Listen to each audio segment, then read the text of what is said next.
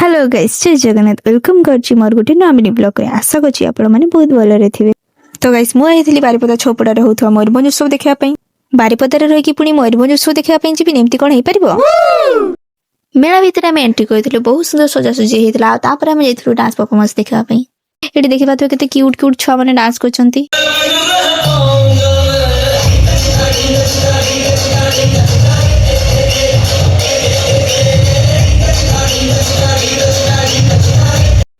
तापर चली गलु आमे किछि इयरिंग देखा देखंतु गाइस केते सुंदर सुंदर इयरिंग हेछि ले मो पई तो कहि किन देबे काई किना मु सिंगल देबे मु निजो पई निजे किन नउछि बात तो सही है।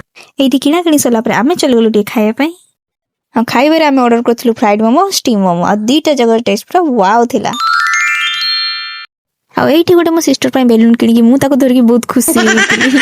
तो गाइस आज रो मिनी ब्लॉग को एठी एंड करछि भल लागिथिले चैनल को सब्सक्राइब करबे लाइक कमेंट शेयर कर देबे। रहिली जय Jagannath good night love you all.